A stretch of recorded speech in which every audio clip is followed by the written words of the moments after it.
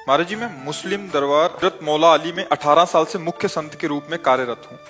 महाराज जी, आपके जुगल जोड़ी के प्रति जो इश्क है, इसके कारण हम भी आपके आशिक हो गए हैं। हम अल्लाह ताला से एक शुक्रिया और दो दुआएं करते हैं कि शुक्रिया ये है कि आप हमारी जिंदगी में आए, और दुआ ये है कि अल्लाह ताला और मौला अली सरकार आपको शफा अता फरमाए।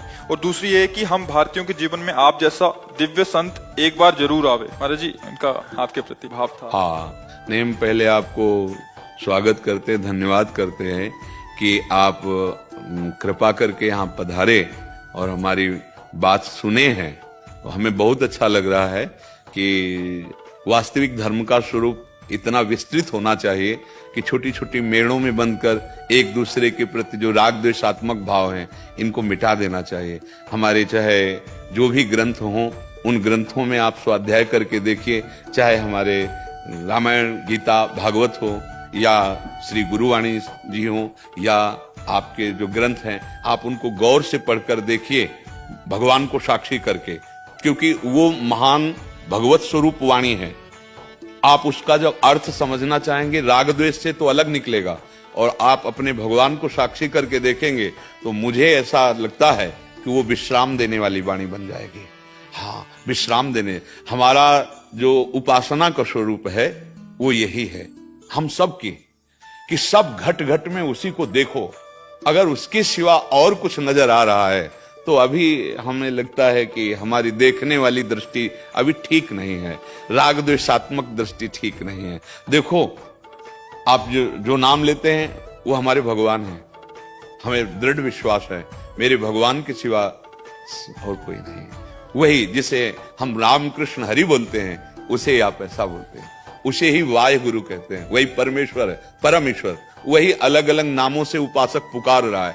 तो बीच में जो राग द्वेषात्मक वृत्तियां हैं वो हमारी हैं, पर्सनल हैं। जैसे बिजली दो तार में चलती है, ऐसे ही राग और द्वेष, अनुकूलता और प्रतिकूलता, मान और अपमान, अपना और पराया, इसी पे माया मन को विचरण कराती है।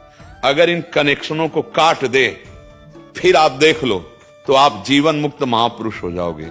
ऐसे महापुरुष हुए हैं जिनकी हम चरण वंदना आज भी करते हैं। कहीं भी हो, किसी भी जगह हो, जब ऊंचाई पर पहुंचते हैं तो सब एक ही नजर आता है, और जब तक बहुत नीची धरा में रहते हैं तो ऊंचा और नीचा समझ में आता है, अपना और पराया समझ में आता है। पहले तो हम मन से आपको प्रणाम करते हैं कि आपने वास्तविक धर्म के स्वरूप को समझा और आप यहां तक कृपा करके आए। हाँ, आपका धन्यवाद है।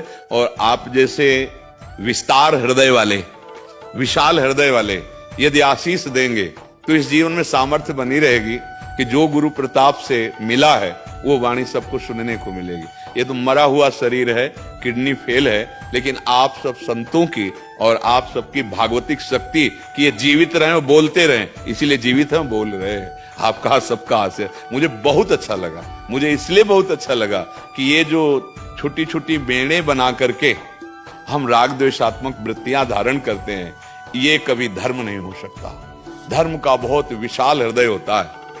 आप देखो, हमारे गुरु ग्रंथ साहब में सब संतों की वाणी है। क्या दिखाया है गुरु ग्रंथ साहब, क्या दर्शा रहे हैं कि हमारा जो स्वरूप है वो सब की वाणियों में विराजमान है। जो सब संतों की वाणियों में विराजमान है वही मैं हूं, दूसरा कोई नहीं हूं। ऐसे ही जितने भी हमारे धर्म ग्रंथ है वो सब एकता सिखाते हैं।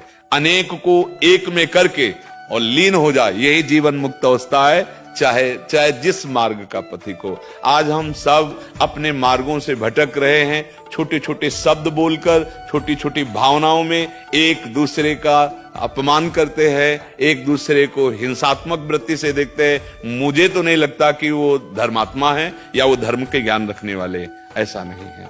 इसलिए हमें बहुत अच्छा लगा कि आप पधारे, आप कृपा करें। तो आपको भी माला पहनाइए, हाँ, और सम्मान कीजिए।